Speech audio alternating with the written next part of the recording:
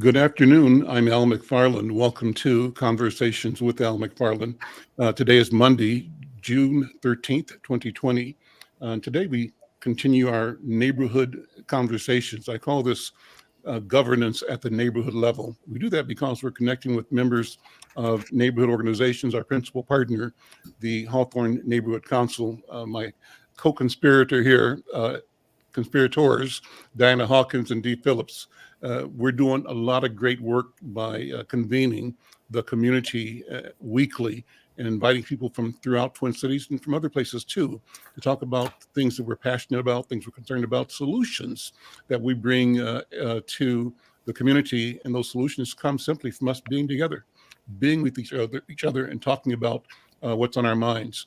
Well, today I've got a great program. I want to begin by introducing and inviting to the program Don Samuels. Don Samuels is the former member of the Minneapolis City Council, former member of the Minneapolis School Board, as a matter of fact. And now, among other things, he's a candidate for U.S. Congress looking to be elected to the seat representing District 5, which is primarily Minneapolis in the U.S. House of Representatives. Don, good afternoon. How you doing? Good to see you, man. Good afternoon, Al. It's great to be on your show. I've been looking forward to it. Well, I've been looking forward to it as well. And I'm hoping and expecting that this won't be the last time. In fact, Don, what I'll be doing between now and the election in November is almost every Monday inviting candidates to show up without announcement, without plan. Just show up, even if they spend a minute or two or five. My commitment is to bring the candidates' voices and their ideas and interests forward into a group of community people that want to know and that are earnest about making our community better. So, Don, you are invited. Consider this a standing invitation. Come back as often as you want. I've asked other candidates to do the same. And my intent is that all of us have to pay attention to the voters. And our goal is to bring the voters' interest and voices forward. Let's go with Don Samuels 101. We haven't talked personally in a long, long time, but I always love listening to you. Tell people that don't know you yet your background, your story, and in the process, talk about what you have done in the realm of elective politics and service of community, and why you've made the decision to seek this U.S. congressional seat. Thank you, Al. Well, for those who don't know me, I'm a family man. Sandra, my wife, and I have raised three incredible girls here in North Minneapolis in the Jordan neighborhood. And I made a pledge in college to always live in a challenged community where I could most give back and where the community had the biggest upside. And so we've lived here. I actually had a son prior to from a previous marriage, and launched him before Sandra and I got married. So together we have a combined family of four kids. I'm a community leader. I uh, After we moved in, a bullet came through our baby's designated window and lodged on the wall above where the crib was going to be. And we set about organizing immediately. And so we met in our living room with our neighbors every once a month, and we transformed our block and then the wider community quite a bit. And my neighbors asked me to run for office. So I served 3 terms on the Minneapolis City Council, 1 term on the Minneapolis School Board. I ran citywide, and now I serve on microgrants as CEO, where we give small grants to low-income folks starting a business. We also started the Lights On program, where after Philando Castile was killed. So now in the entire state, when you get pulled over by a cop for a broken light or a sheriff's deputy, instead of a ticket or a confrontation, you get a voucher to fix that for free, up to $250. And that's now in 14 other states. I raise all the money for that, and so very successful program. So I'm running because I believe that we need a change. I'm a Democrat, always been a Democrat, and I actually have a lot in common with my Democratic um, opponent, Congresswoman Omar. And we all believe in the basic civil democratic platforms of civil rights, voting rights, LGBTQ rights, a woman's right to choose. We believe in the science of climate change and universal health care, etc. But we differ on some basic things, and then on our style and our leadership capacity. Regarding our differences, of course, we differed very greatly on the policing issue over the last couple of years, where she wanted the police to be MPD to be abolished and defunded, and I, of course, wanted it to be transformed and to not aggravate the criminal community by incentivizing violence with careless language. She also, of course, deferred with the party on many issues, but we'll go through that hopefully at another question. She's kind of staked out a contrarian view for a position for herself. I'm a much more of a collaborator. I did that on the council and on the school board. And I think we need collaboration in a highly divisive time.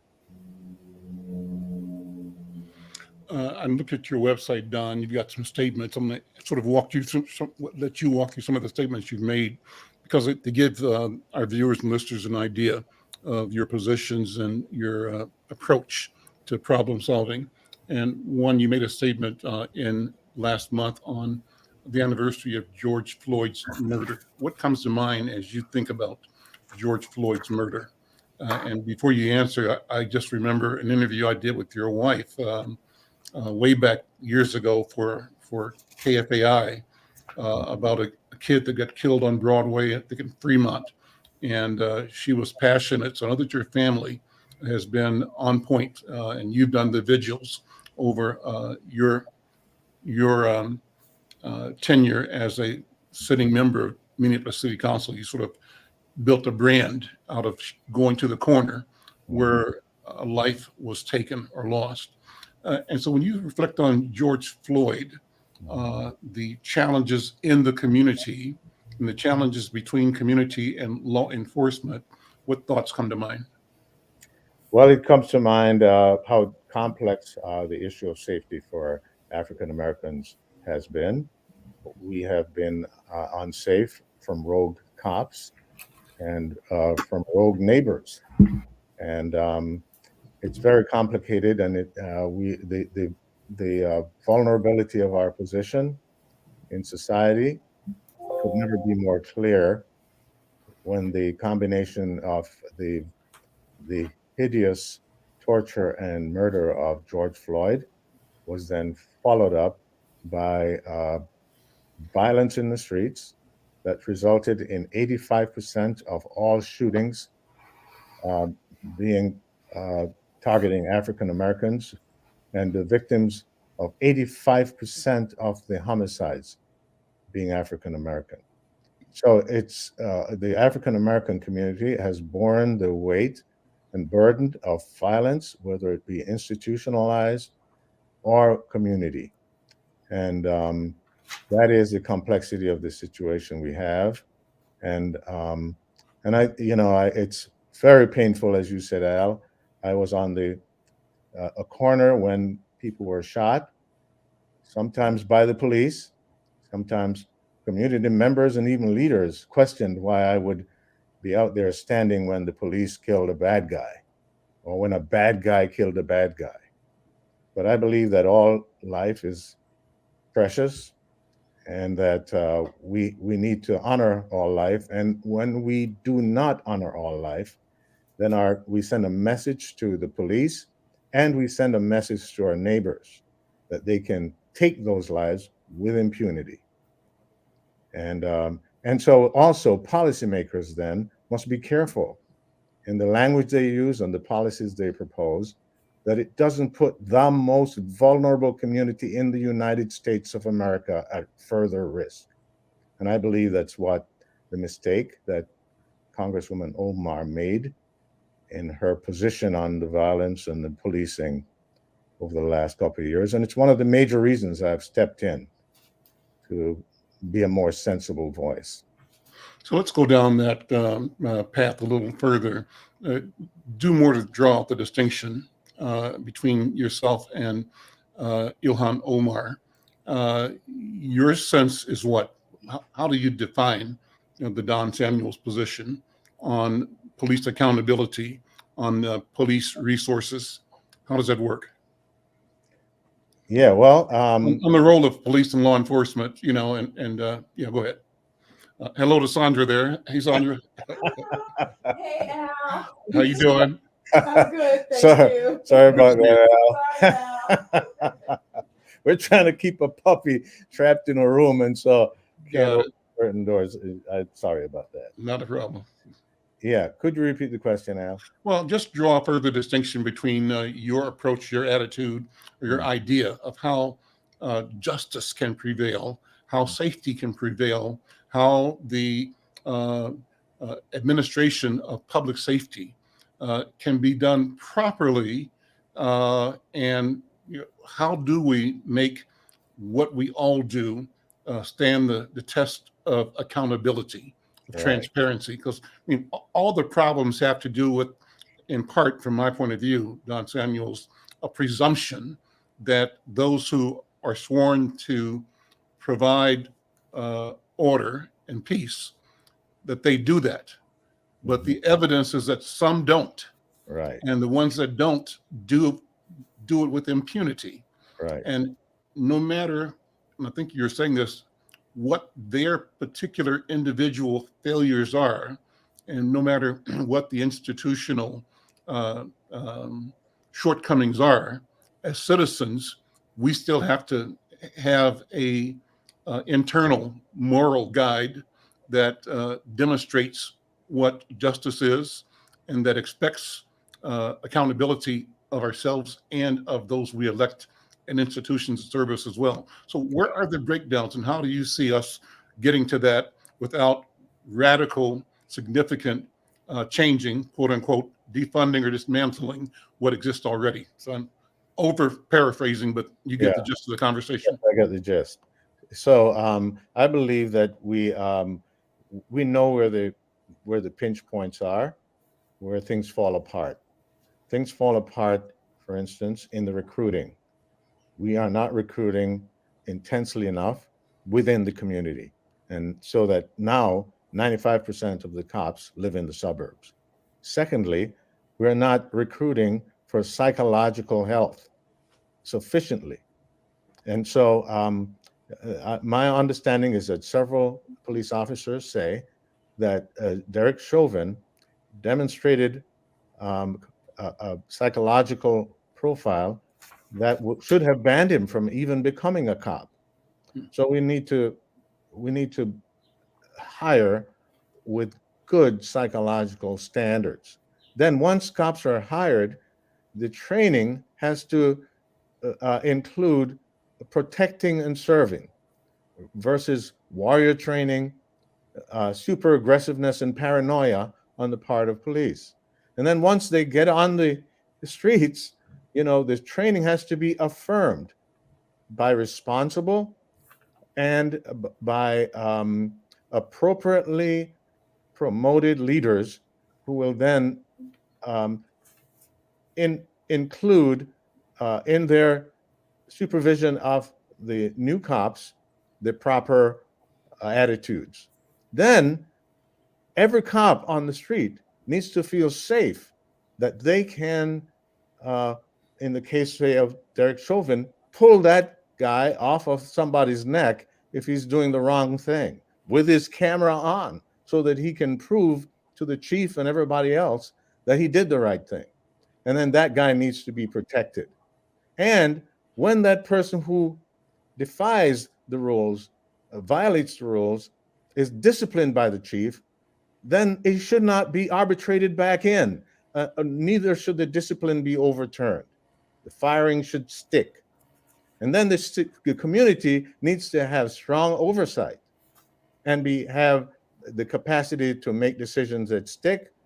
And then we need constant reporting on a periodic basis to show what the improvements are over time. If we do those things, with good standards, we can improve policing. How do we improve at the same time the community, our role, our part? And that means the veering towards lawlessness of certain of our young, of certain members. I mean, how do we address that simultaneously without saying if we support the police, we have to abandon or put in an enemy category those neighbors, those children of our friends who are bad actors at the moment? How do we do that? Yeah, well, Al, as you said, I held vigils every time someone was killed on the north side. I went to the place where they died, sometimes blood still on the staining the sidewalk, stayed there from morning till night, no matter what the temperature was. And that is true. It was not a person died under my watch during that time without that response. And Al, I'm going to get a plug here to make sure my computer doesn't die. Sure. Yeah. But, and so on the table.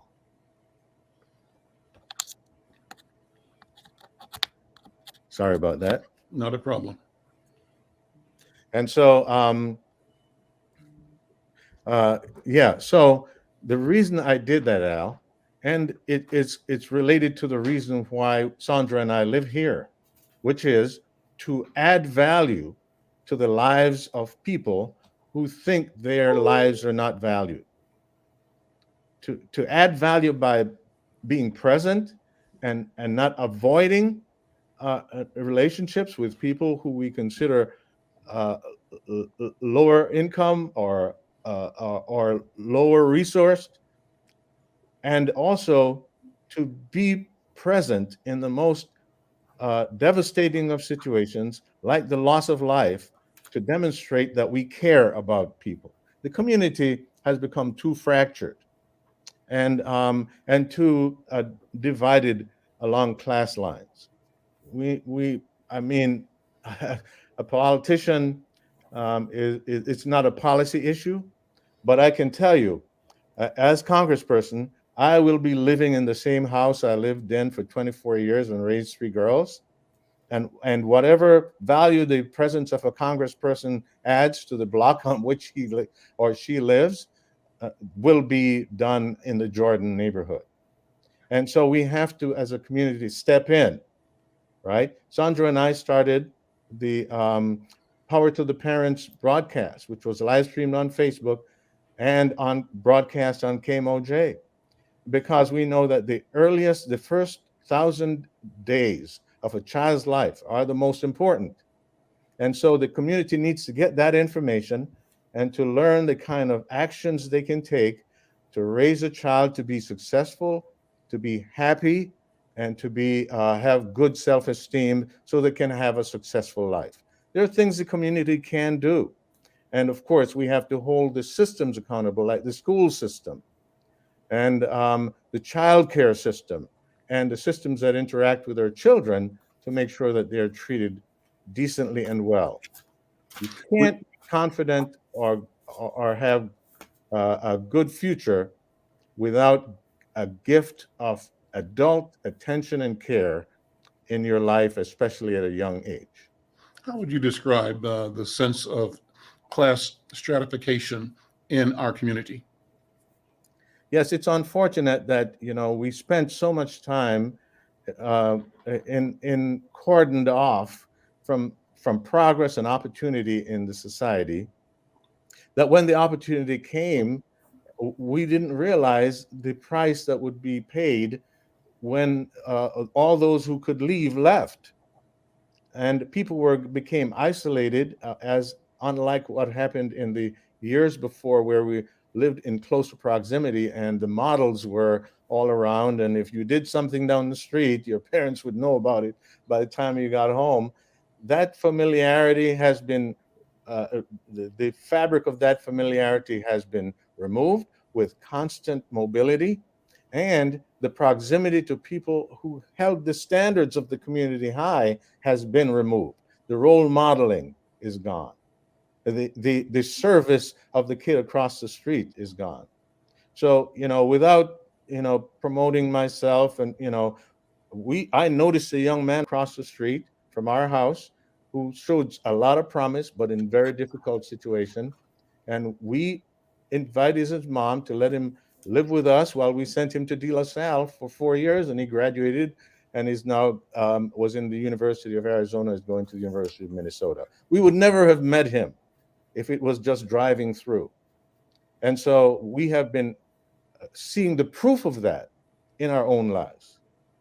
And in fact, I changed my job from a toy inventor designer to a city council member. And of course, Sandra changed it to running one of the most successful family intervention programs in the country, because we live here. And so proximity means a lot. You made a statement on Ilhan Omar's opposition to the Domestic Terrorism and Prevention Act. What is that position? Yeah, she balked at supporting that with the Democrats, and so when Nancy Pelosi was ready to put that into action, she had to find Ilhan to persuade her to take a different position on that. Give our viewers a summary of the act and where Ilhan, from your point of view, incorrectly positioned herself. Yeah, how well, you differ. Yeah, the act was going to declare that domestic hate crimes could be defined as terrorism, especially mass murders, and we know that the research shows that the greatest threat to the United States is domestic terror, hate groups, and white supremacy groups. But Ilhan was afraid that this would impact the Somali community, and so she voted. She didn't go along with the decision to declare it domestic terrorism. Now, one of the challenges that Representative Ilhan has is the ability to hold two difficult positions in her mind and to make the least difficult ones. She tends to be a perfectionist and an idealist, and so she can't compromise very well. And so she does really well on consensus issues where there's a movement or a motion or a democratic position on things. But when it comes to something new where a tough decision has to be made, she sometimes leaves the room, takes a no vote, abstains, or disagrees. And so in this case, she could not see her way to that domestic terrorism was such a big problem that she might negotiate some ways to make sure that the certain communities were not targeted. She just disagreed with it and wouldn't take a vote. And okay, great. Talk about the mass shootings in Uvalde recently, and also the ones in New York. What about our country and violence and our country's attitude? It seems like we're becoming more and more divided over, the far right sentiment that it's not the guns, it's the people. The people need their guns, Second Amendment right, and then a progressive ideology that says we need to have sensible rules and regulations around armament, around guns.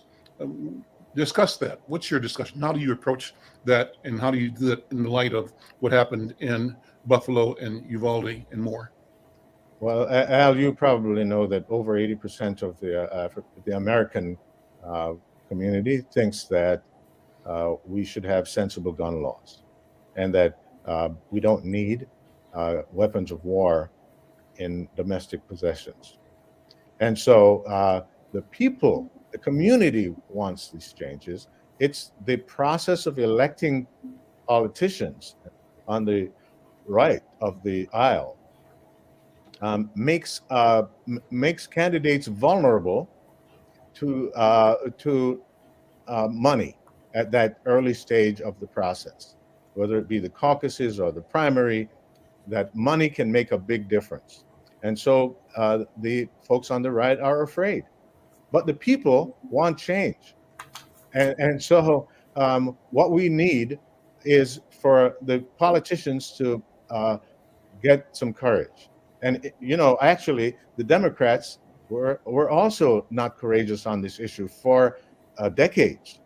And finally, we are finding our policymakers are finding that they can make a strong stand against uh, uh, um, war, weapons of war, and for red flag laws, etc., and still get elected. The Republicans haven't discovered that yet because they haven't had the courage to take the risk. What do you think the Supreme Court discussion of uh, uh, potentially overturning Roe v. Wade, what impact will that have on your election, on the elections in general, coming up in November? Yeah, this is going to be a decider between the right and the left because, the way I see it, the Democrats have their feet on the gas, their foot on the gas, in the change towards a better country, and the Republicans have their foot on the brakes. And you need a brake and a gas pedal in a car, but when the brake becomes the dominant uh, response to change, then we are sometimes going to start going backwards. And here is a case in point. And I am for Roe versus Wade, for a woman's right to choose. I think, here again, most Americans, over 70%, believe a woman should have the right to make that decision, but it's a political football. And I'm hoping that a few Republicans will join us Democrats in the House and make this a woman's right to choose law. Minnesota's Department of Human Rights issued I call it, damning report on the lack of accountability and responsibility, or stated more affirmatively, on the failure of the Minneapolis City Council and Police Department in enacting its oversight and control of the Minneapolis Police Department. What are your thoughts on that? Yeah. Well, let me say that the police department has been for centuries, really, the enforcers of inequity. And as the society has changed, the police department's policies and their contract with the cities across the country have enshrined those old practices into policy, and the policies haven't changed. And so things need to catch up now with the 21st century. And I think the public outrage and the dramatic public national response to George Floyd's death and to police shootings after, show that the public is resoundingly saying, white and black and people of all colors, that it is time for the police departments across the country to catch up with the rest of the country, and those retrograde policies that have been enshrined into contracts with unions need to be upgraded and brought into the 21st century, so that when chiefs fire someone, the firing can stick and the person doesn't walk back into the chief's face the next day after arbitration. That is deflating to any leader. If you fire someone and they show back up on the job in a very hierarchical structure, no less. And so there are the culture on the street is a vessel for the old practices, and also the protections negotiated by the unions over the years allow those behaviors to be excused and in fact rewarded. And that's why Derek Chauvin could have stared in that camera so passively and defiantly, knowing that everything that was in place was for his protection. So the rules need to change. The practices and culture on the streets need to change. Don, let me have you close by acknowledging you still have a Jamaican accent. Talk a little bit about your upbringing, and in that spirit, the the changing nature, the demographics, not only in the country but certainly in Minnesota, with people from different parts of the world being present and inserting themselves into the local political and cultural environment. Talk about Jamaica, your upbringing. You got about a minute to do it in, though. Well, Al, I blame you for that. You got me excited, and my accent comes out when I'm a little bit excited.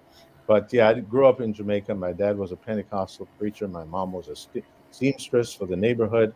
We grew up in a low-income community, and our church was full of low-income folks, and we were also low-income.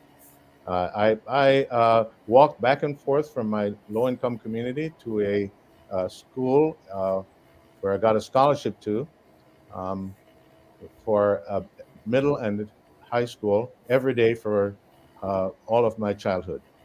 And so I developed a very strong sense of the inequity, walking from my poor community into a middle upper class school every day where I couldn't afford the sneakers for gym or the track clothes or the books and getting punished for that. And so I have a deep sense of commitment to not join that system that is inequitable, unfair, and unjust. And that's why I made the pledge to live where we live now for 25 years, because this is where folks who grew up like me still live. And I always wish that I had a rich uncle, and that someone was there for me when I didn't have the resources for school, etc. So I'm going to be that person here in this community. I'm not rich, but I have resources and connections. And when I get to Congress, I'm going to be even more connected to serve this community from the position of, they say every point of view is a view from a point. And I'm going to be leading in Congress from my point of view as a resident of the Jordan neighborhood in North Minneapolis, in the city of Minneapolis, in the 5th District. Don Samuels, thank you. Take care. Listen, you are invited to come back every Monday as often as you wish. Want to hear your voice, and I'll keep thinking of challenging questions as we go on the path to the election this fall. Take care, my friend. Thank you, Al. Thank you for the time. Okay, take care. I'm Al McFarlane. This is Conversations with Al McFarlane. Thanks to Don Samuels for being here. Don, hang out as long as you wish. It's open architecture here. I want to introduce Kwesi Booker, and Kwesi is new to the Twin Cities. He's leading an initiative at Children and Family Services at Hennepin Health. And the question is, what is the county's responsibility enacted through the Children and Family Services team? So Kwesi, first of all, welcome to Conversations with Al McFarlane. Welcome to the community. Describe your job, your mission, the county's work in the area of family children services. Well, thank you for having us here. My team and I very happy to be here to have this conversation with you and your audience. As an agency, our mission and goal is to protect the children of Hennepin County and make sure that they're in safe and nurturing environments. So we continue to work diligently with how we engage the community, how we're building trust with our community providers and our community to really ensure that our children are safe. The when we're coming in, we're minimizing trauma and not causing additional harm to families. So that's our goal and purpose. Part of what we've done as a county is we've set up a coordination center to help when we do have to bring a child into care. We know it's very traumatizing. So we've set up a coordination center to assist us with minimizing trauma to the child. And I have my colleague here, Suzanne and Maddie, to talk to us a little bit about the inner workings of the coordination center. Suzanne, Maddie, good afternoon. How are you both? Hi, Al. Great. How are you? I'm well. Thank you for being here. Thank you for being patient as well. Talk about what your particular job is, how the three of you form team and between and among you, you are representing and serving those of us who are residents and families in the county. So Maddie is here with me, and she's part of our placement coordination team. And so she's going to share with us a little bit about what things looked like before and the transition that we've been under with the new coordination center and services. We've got two teams, like I said, placement coordination, and another team that I'll talk about a little bit later called the placement support team. But the coordination center is new, about 1.5 years now. And we are really working to change the way that we approach things when kids need to be brought into what we call out-of-home placement. So Maddie, if you're okay with sharing a little bit about how things used to be, and then Al, if you're okay with that, we'll talk a little bit about how that's different. Yep. Thanks for having us, Al. It's fun to be here. So I joined the county 1.5 years ago when the coordination center opened, but previously to that, I was at St. Joseph's Home for Children for a little over 5 years. And as people may or may not know, St. Joe's used to be where all children in Hennepin County came to if they were needing emergent out-of-home placement. Hennepin County contracted with Catholic Charities since the early 70s to provide that care. And so when you think about that, we really had one model of how we were taking kids into out-of-home placement that was operating for almost 50 years pre-COVID. And then St. Joe's did close in 2020, and now we have the coordination center, which is new and under Hennepin. I will say in the 5 years that I worked at St. Joe's, the county already had been working on revision and restructuring how we were doing out-of-home placement. I mean, the first year I was there, it was very common for kids to just arrive in squad cars, very little information known about them and the family, and kind of this knee-jerk response of let's put them with a emergency foster provider and then work our way back and try to find a different match or the next option. What we were seeing by the end was that number going down significantly because placement workers were on scene at the crisis, talking to the primary caregiver, asking who was available as a relative or maybe a more non-traditional kin placement like a teacher or a sport coach. And then also when they were coming through St. Joe's, we were trying to place with those shelter providers. And now Suzanne and I will talk more about how we're working just to have a child with one foster parent for the duration of their out-of-home stay. Go ahead, Suzanne. Okay. So really above all, what's changed is now that we are we are definitely being more child-centered and family-centered in what we do. And above all, it's reducing the number of transitions. So you heard Maddie talk about kids having to go to St. Joe's first and then possibly a shelter foster home before we found a long-term placement for them. Now how we're looking at things is, number one, we're looking to see if there's a relative or a kin who will take the child. That's our priority. And we actually have about 70, first of all, overall, the number of kids coming into out-of-home placement has been reduced. And now of those, about 70% are able to go and stay with a relative or a kin. So the biggest change is what we're calling the one placement model. And that is where we have eliminated those extra transitions or additional transitions that kids need to experience. So children are coming either right from their home to a relative's home or to a foster provider. So that's one of the biggest differences that we're now doing with the coordination center. So what was the learning that has created this shift in awareness? From the outsider's point of view, the reporter's point of view, has been and remains considerable anguish isn't the word, but concern about whether. So I'm going to use some rough language here. So just take it for what it's worth. It's almost as if there's a sense that Black children and children of color were being trafficked. That's the rough language I'm talking about. Trafficked, taken out of situations that they needed to come out of because they were vulnerable and they were in vulnerable circumstances, but too easily placed in white homes, and almost never placed in homes with people from the same culture or community. And certainly there were perceived to be barriers to family members providing the service of supporting children that were vulnerable. And that when Black people stepped up, the question was, oh, you're just gaming the system. You want us to pay you for taking care of your cousin. And that's what y'all do all the time. Why do you want to get paid for it now? But not a question of why we pay an exorbitant amount to white families in suburbs to take care of Black children who at some point in time can change their mind and say, you know what, I'm tired of doing this. You can take them back. That's a lot, but I know you've heard it before. So Right. talk about that whole process and how we have changed and how we've grown and matured through that, I'd say possibly misinformed public sentiment. Suzanne, Kwesi, either one of you, all of Yeah. you.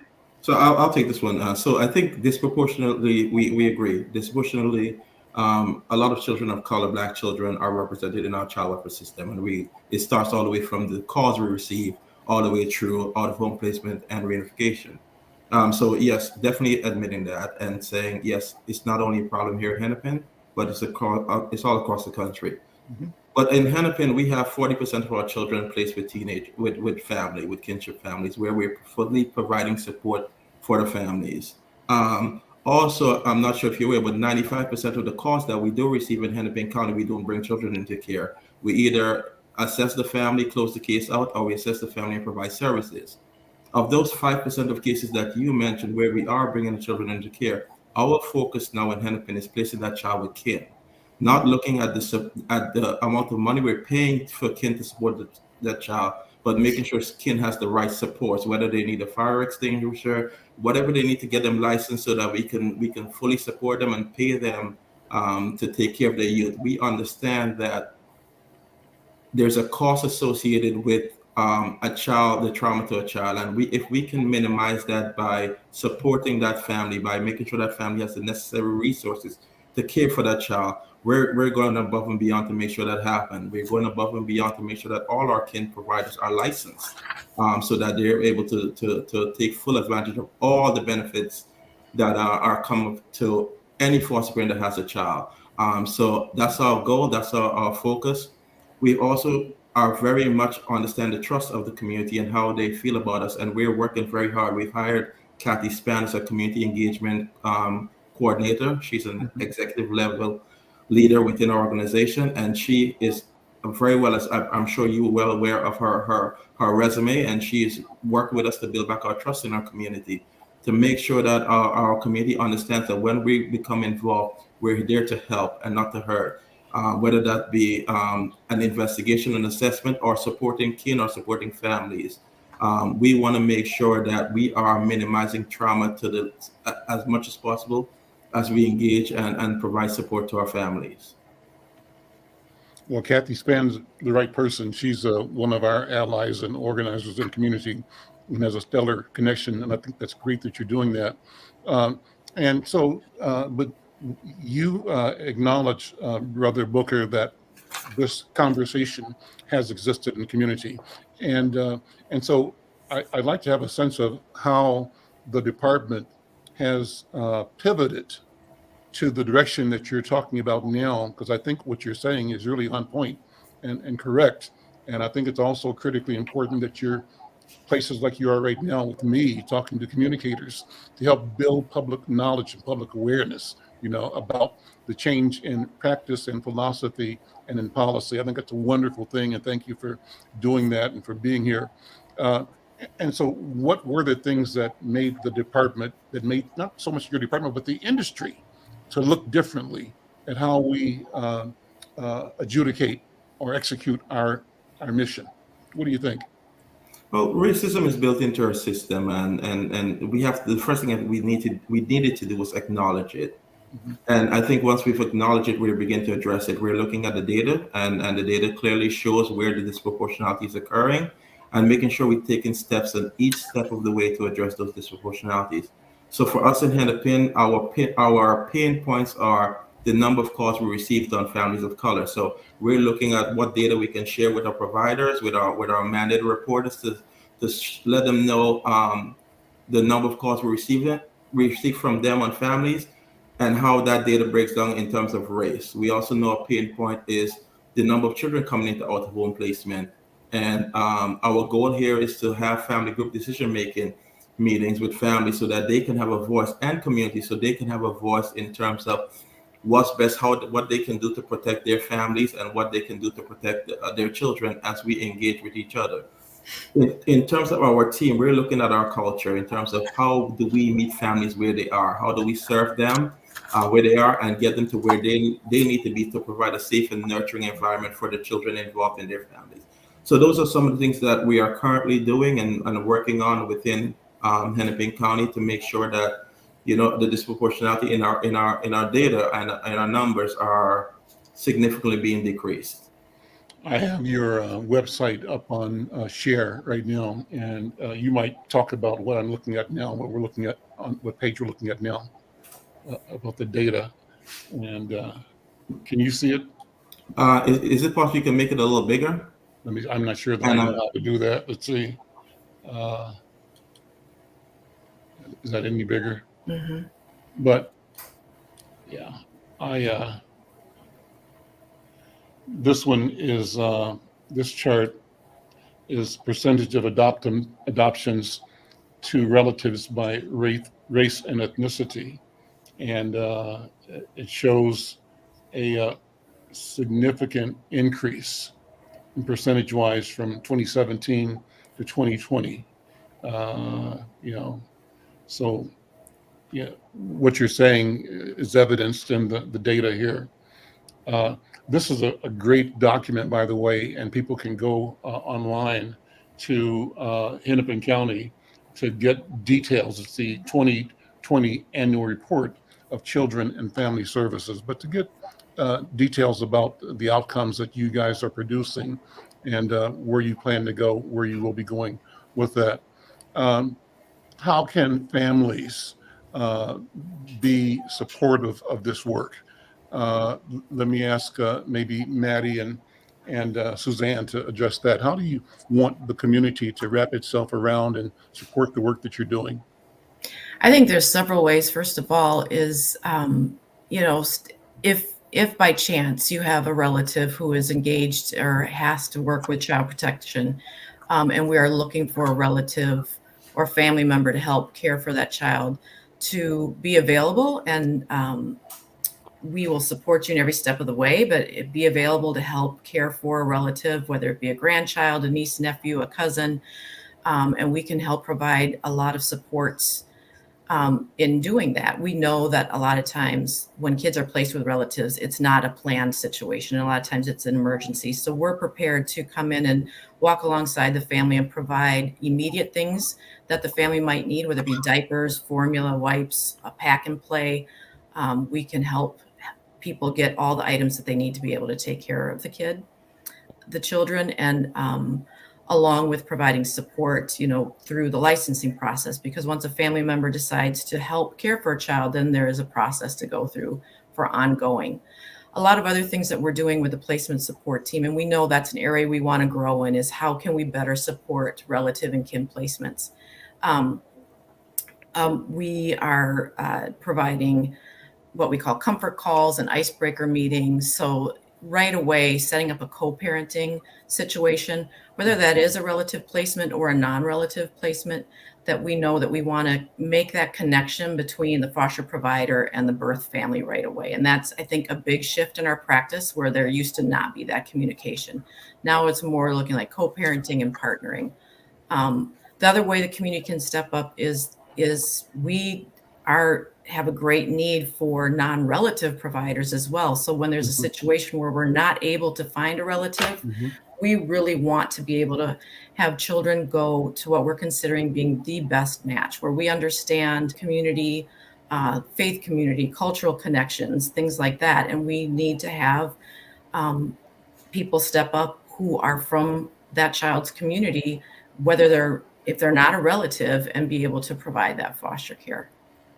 I think too, just to add to that, when we're talking to the community, we're trying to go to that foster providers are directly engaged with the parents or primary caregivers, because the goal is ultimately reunification for that family group. And so we are training our foster providers now to be more of a direct resource to the parents. Like Suzanne was talking about, those icebreaker meetings or comfort calls. There's some great stories that have already occurred where within the 24 hours, parents are speaking with foster providers to provide knowledge that they're experts on, which is their own children. And that foster provider can move forward with them to provide, a reduction in the trauma that occurs going into non-relative or even relative placement. Just this week, we had a family who needed to come into out-of-home care in an emergency. And the mother was the one who said, can they go back to where they were before for 500 days? And those providers had kept in touch with mom. They had gone to barbecues with mom. They are not a relative, but those children know that foster parent. And in that emergency, the placing worker was able to place them with her. And so mom feels comfortable. Mom knows where her child is. The children know the provider. And that placing worker also maintain those relationships. So we're really trying to focus more on the rapport and maintaining it for the longevity in the best interest of the child and the family, rather than what was previously done, which is here's your first placement and perhaps you're on to the next and the next and the next. We don't want to see that continue moving forward. The state has been looking at, other states have as well, family preservation legislation, particularly focused on indigenous populations, indigenous or American Indian nations. But that question has always been brought forward as well by the African American community about out-of-home placement for Black families. And I see that this is being addressed by you presently. I think what is missing, and you're doing it now, is telling that story, creating awareness of this way of connectedness. It's not a question of separation and keeping or standing between the birth parents or the family and a process that promises to remold or reshape a human being into something that he or she is not, but rather it's a process now of acknowledging the innate dignity, humanity, and the value therein, and creating a process that does not diminish or devalue that as the child is placed in an environment that is not violent or that is supportive, but it doesn't mean stripping away the child's identity. We're going to move on in a couple of seconds. My friend here is to talk about Juneteenth. Michelle, I hope that you all have a booth at the Juneteenth event or going to be involved in using that and other resources to communicate about your work at Family and Children's Services. But before I do, Kwesi, accent, Jamaican or maybe Ghanaian? I'm trying to guess. The Kwesi name is Ghanaian maybe, but you sound like a Jamaican a little bit, but maybe not. No, I was actually born in Guyana, and I grew up in Grenada. So I consider myself West Indian. Yes. And then Suzanne, I was expecting a Ugandan or Ghanaian when I saw your name, and you still could be a Ghanaian. What's the story on your name? Well, obviously, Kpowulu is my married name, and it's West African. It's a Liberian name. Okay, a beautiful name. And Maddie, yeah, what's your cultural source? What do you bring in culture to the work that you do? And that's the reason I'm asking the question. I think that who we are and what we've been raised to be informs how we interact with each other in the world. And I think it's important to acknowledge that. So in that spirit, Maddie, tell me about you. Yeah, I mean, my culture is Germanic and English, and I know you have to do a lot of work looking inside yourself and acknowledging your biases and calling things out directly as a white woman who's heterosexual doing this work, but still wanting to be an advocate for the community and have the common collective goal of keeping children safe, supporting families, and being knowledgeable about what is going on in our community. Always. I'm born and raised in Southwest Minneapolis, and so I do feel really connected to this community, but always learning, continuing engagement, and being open-minded to what I don't know. What's the derivation of your name, Alcon? I haven't seen that name before. I think it's German. That would Is be it? a question for my dad. Might have to go back to that, Al. Okay. Michelle, talk about what's happening in the next few minutes at Juneteenth. This we can invite both our panelists and participants, but also the community to support and show up and be part of the wonderful West Broadway Juneteenth work that you're organizing. Yep, starting at 8 o'clock, we're going to, Jarrell Perry, who ran for mayor, is going to be hosting a Father's Day, Fathers in Solidarity rally and brunch, bringing back together, having some of the most prominent leaders speak, including Don Samuels, as well as Representative John Thompson, Bobby Joe Champion, Bishop Howe, Brian Hearn, and a few others. And so I don't have a lot of time, but you guys can definitely go to the website, juneteenthminnesota.com. Take a look at what we have. We've got a mini carnival for the kids. Really excited about that because we are doing something new that I've never seen at an event before, where we're going to have a do-it-yourself mini carnival kind of treats where the kids can cook like their own cotton Wow. candy, their mini donuts, hot dogs, that sort of thing. We've got a lot of games, a lot of gifts to give out. We've got a art competition where they can, paint and draw or do whatever on easels. We've got a lot of other organizations that are going to have exhibits there. So the Loppet Foundation is going to be having some activities for the kids, as well as Minnesota STEM Project with drones and robotics. We've got a fashion show, which a few of our BOB members, which BOB stands for Black Owned Businesses, that's who we are. And we have a lot of live entertainment, a lot of live music. Music could be going on all day long. So from 8 to 6 p.m., everybody get out. Now, one of our sponsors is Metro Transit. You can go online and you can download a pass to ride the bus to the event. I know there's a lot of Juneteenth events going on in the Twin Cities, but as far as I know, we're the only one where Metro Transit is giving that honor to ride the bus wherever you are in the area to the event. So there's no excuse why you can't get out. This event is for everybody. It doesn't matter what, like Don was saying, your income, it doesn't matter your background or whatever. We want everybody to be there so we can engage. We're about Black economic development. And so this is a way for us, with a lot of the new things that are going on West Broadway, to help bring the community together so that we can, we need to have these kind of events where we There you all go. come together and just share. Yeah. We're about out of time. I wanted my friends Diana and Dee to weigh in. Diana, Dee, any impressions, thoughts on any and all of the program today? I thought it was great to have Don on, and this interview with Kwesi and Suzanne and Maddie, I think, is superb. And of course, it's always wonderful to have Michelle on talking about Juneteenth.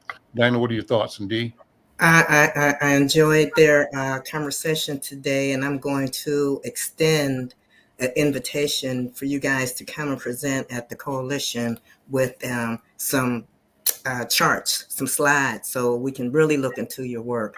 And I'll get what the coalition is about. Speaking of the coalition, I wanted to remind everyone that this Friday, June 17th, we will be having our meeting at 11 o'clock, and we're going to have an update on the light rail extension. So join us.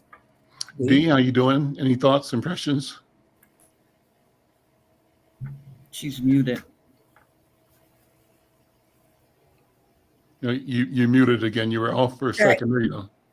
It was really interesting to hear what Don had to say and what the everyone from Hennepin County, how that's changing. And then just repeating our invitation to join us for the coalition. Great. Kwesi, Suzanne, Maddie, any announcements you want to make? Anything you want people to pay attention to? Want to give out any contact information that people can take down if they have questions or comments or need more information? You can reach us via our website at the Hennepin County website. But I think I want to say that We have some community engagement activities coming your way, led by Cathy Spann. So please look out for flyers and hearing on that. We want to hear our community. We want to know where you stand with us and how we can continue to build trust. So look out for some flyers around our community engagement activity. We have an African American virtual community forum that's being held on June 23rd from 6 to 7:30 p.m. And if you're interested, hit our website up for the link to participate. We definitely want to hear the voice of our community as we move our work forward. Brother Kwesi, Suzanne, Maddie, thank you so much. Michelle, thank you.